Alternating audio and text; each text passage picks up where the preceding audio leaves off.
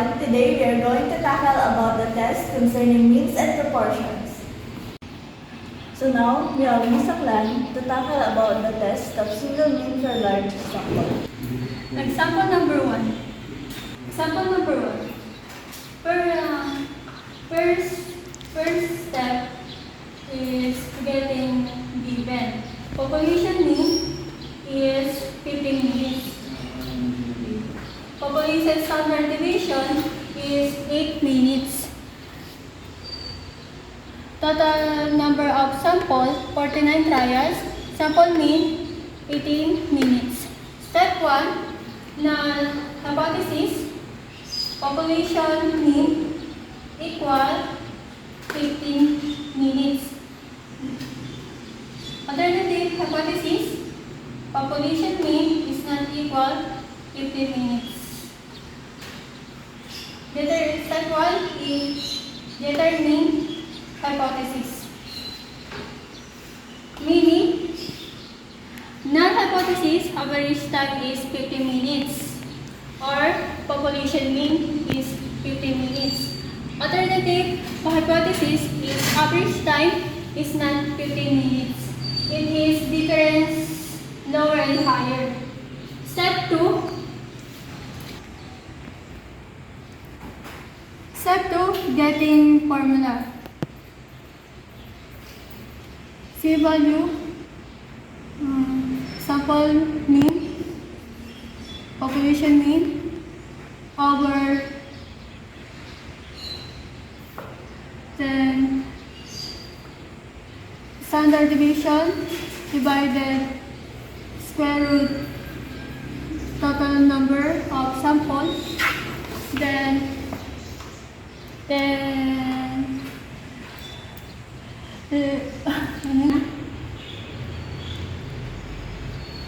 C value 18 minus 50 over 8 divide square root of 49. Answer C 2.62. Then step 3, critical value. Getting critical value. Positive 1.94. Then since 2.62 answer of C value greater than 1.96, 1.96 is get to C value. Then reject null hypothesis. Step 4, conclusion. The average time for the drug to take effect is 50 minutes. The pediatrician time is supported because is 15 minutes is equal to null hypothesis. If alternative hypothesis is not equal to 15 minutes. So now we have Mr. Bonifacio to talk about the single mean for small sample. Example number 1. So let's proceed for the second topic of the concerning means and the proportion, which is the test of single means for a small sample. When the population standard deviation is unknown, the sample size is small, the t-statistic is appropriate. So the formula is t-values equals sample means minus population means over sample standard deviation divided by sample size with degrees of freedom equals sample size minus 1. T is equal to computed t values and sample mean, sample standard deviation, sample size, and the level of significance. So this is the given example number 1. Population mean is equals 85 and sample means is 89 and sample standard deviation is 40 and sample size is 25 and the level of significance is 0.05. So if the professor can claim that his class is superior class, meaning this means score is greater than 85. Step number 1, state the hypothesis. First is the null hypothesis is equals population means is equals 85. Second is the alternative hypothesis equals population means is equals 95. Substitute the given values. T values is equals 89 minus 85 over 14 divided by square root of 25. Before we proceed for step 3, where we're going to find the square root of 25. What is the square root of 25? The square root of 25 is 5. Step 3, let's substitute the given values also. The T values is equals 89 minus 85 over 14 divided by 5. So, step 4, find the critical values. The degrees of freedom. Degrees of freedom is equals sample size minus 1. The sample size of degrees of freedom is 25 minus 1 is equals 24. So, level of significance is 0.05. The degrees of freedom is 24. After that, we're going to proceed for step 5, which is to compare the values. T values is equals 1.40 and the critical values of T tables is 1.711. The decision rules is 1.40 is less than by 1.711.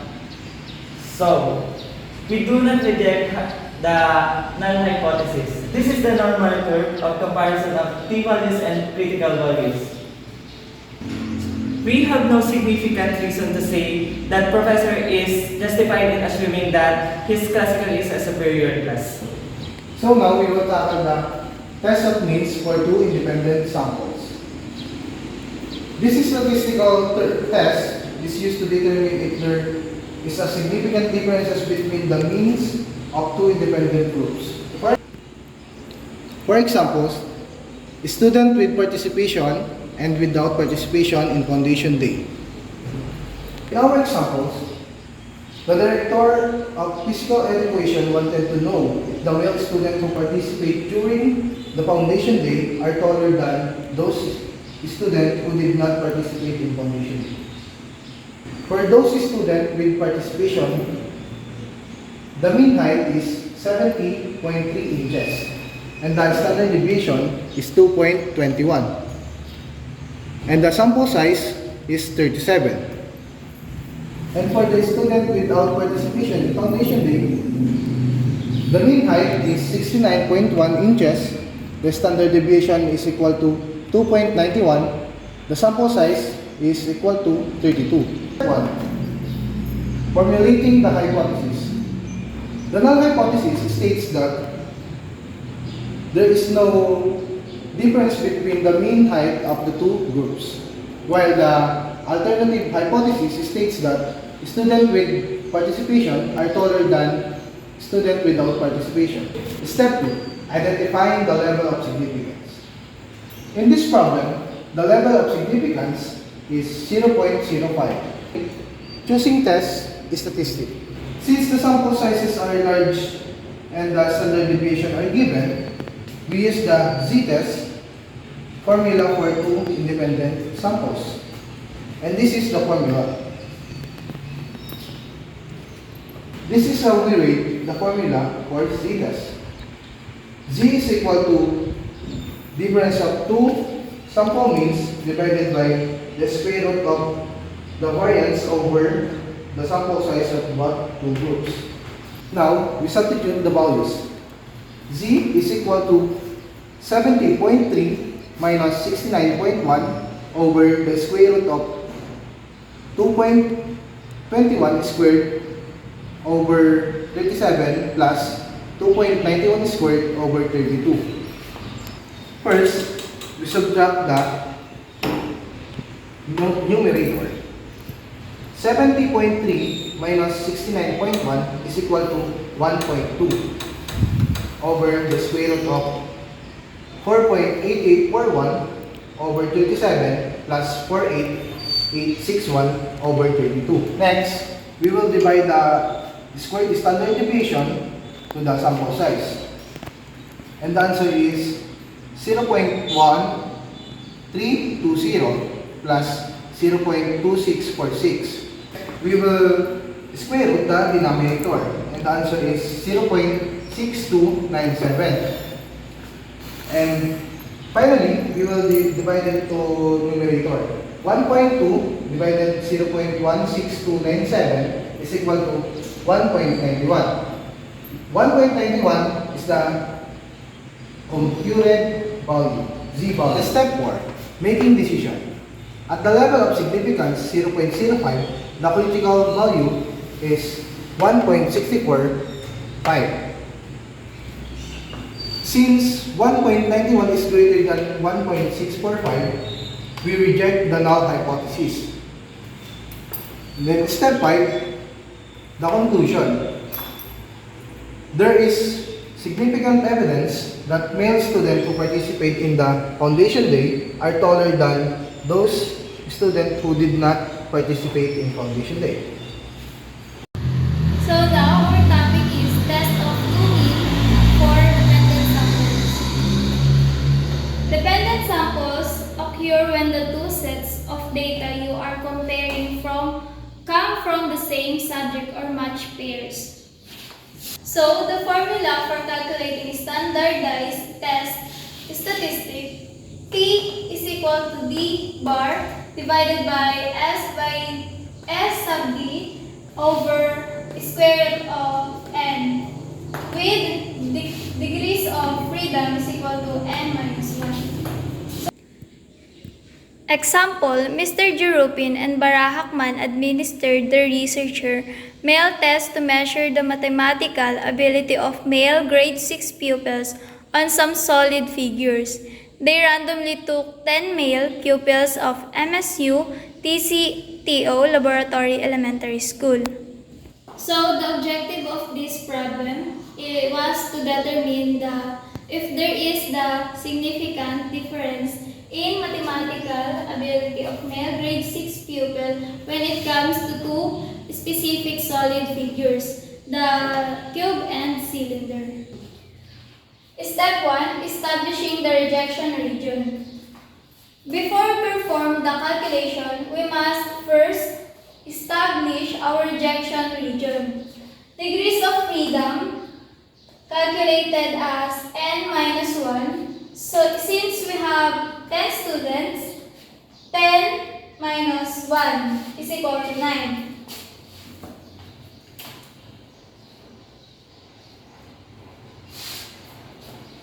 Level of significance, alpha is equal to 0.05. This is given. Then critical value, 2.262. So step 2, data organization. This first column is number of students.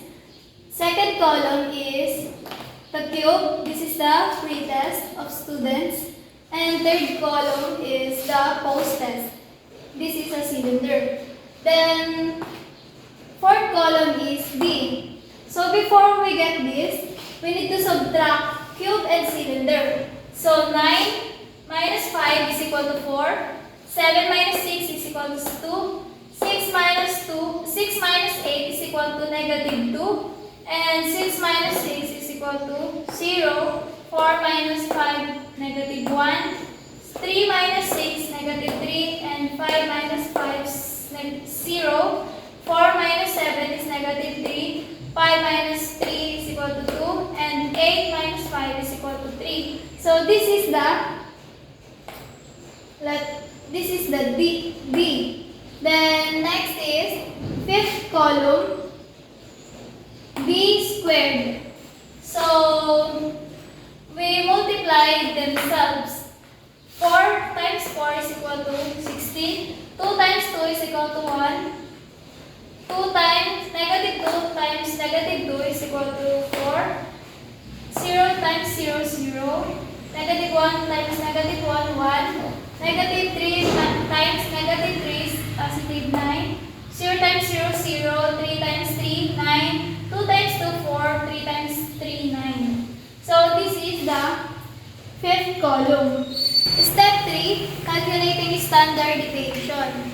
So S of D is equal to square root of N times square root of the N times the sum of D squared minus square of the sum of D. divided by n times n minus 1. So, we need to compute this or to solve. Then, 10 times 53 minus 1 squared is equal to 529. Then 10 times 10 minus 1 is equal to 90. Then the square root of 529 divided by 90 is equal to 2.42. Step 4, computing t value. Now we compute our t computed. Then t is equal to d bar divided by s sub d over square root of n is equal to 1. Then the standard deviation is 2.42 and the n is the total number of students and square root of 10 is equal to 1. Then 2.42 divided by square root of 10 is equal to 0.765. Then 1 divided by 0.765 is equal to 0.41. Finally, we compare our computed t of 0.41 against our critical value of 2.262. The value of 0.41 is much lower than 2.262. Looking at our distribution graph, 0.41 fall in the non-shaded middle area if does not reach the rejection region. Therefore, our decision is to do not reject null hypothesis. Good day. So for our topic that we're going to tackle is about test of two proportions. So in most research undertaken, our goal is usually to compare the hypothesis test regarding the two population proportion, null hypothesis, population proportion 1 less population proportion 2 is equal to 0. So the obvious statistic to compare the population proportion is to subtract the population proportion 1 to population proportion 2, where the population proportion 1 is the successes of in-group interval divided by the sample size interval. So for our example, here's the example. The employment status of working students in Metro Manila is presented below. Is there any difference in proportion of employed in males and females? So in this box or table, we can see the males and females and the employment status, whether they're employed or unemployed. In male, we have 256 employed and 23 unemployed. Where in female, we have 204 employed students and 77 unemployed, with a total of 460 employed students, both male and female, and 100 unemployed students, both male and female. So for our solution, we have null hypothesis, population proportion 1 minus population proportion 2 is equal to 0. The true proportion of employed male students is the same as the female students. Alternative population is equal to alternative hypothesis, population proportion 1 less population proportion 2 is not equal to 0. The true proportion of employed male students is not the same as the female students.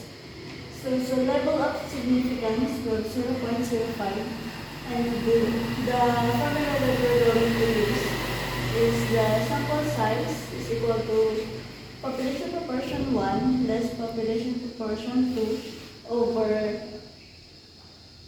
the square root of sample size times 1 minus sample size over sample size plus sample size times 1 minus sample size over sample size number. So we have the last, which is the computation. So in population proportion 256 divided by 279. So 256 is from males, which is the employed, plus the unemployed, which is the 279. When divided, 0.917567. The proportion population 2 is equal to 204 divided by 281, which is this is the 204 plus 77 is equal to 281 is equal to 0.7259786. So we're going to add the 206 and 204, which is the employed, divided by the 279 plus 281, which is the equal of the two when we add the employed and unemployed students of male and females. So it is equal to 0.821428. So when we use the formula, J is equal to 0.917567 minus 0.7159786, which is the population proportion 1 less population proportion 2 over the square root of 0.821428 times 1 minus 0.821428 over 279, where 0.821428 is the sample population 1, then less the sample population again, sample proportion over the 279, which is the sample size number 1, and again 0.821428 times 1 minus 0.821428 over 281, which is the sample size number 2. So we have the equal of 5.919.